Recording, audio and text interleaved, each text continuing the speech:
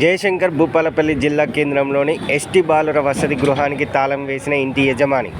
ST బాలుర వసతి గృహానికి చెందిన 11 నెలలుగా అద్దె బకాయిలు చెల్లించడం లేదని ఆ భవన యజమాని రెడ్డి సురేష్ ప్రధాన గేటుకు తాళం వేశారు.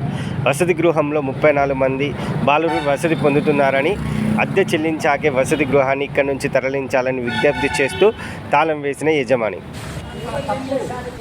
మీరు ఏమన్నారు, నేను అడిగినప్పుడల్లా చేపిస్తానా, నేనే తీసుకుంటా బాధ్యత అని అన్నాడు సార్. మరి మాకు తెలియదు, నువ్వు వచ్చి ఉన్నావు, ఇందులో వచ్చి ఎందుకున్నావు నువ్వు అని కూడా అడిగితే నేను దానికి నేనే బాధ్యత, నేనే చేపిస్తా అన్నాడు.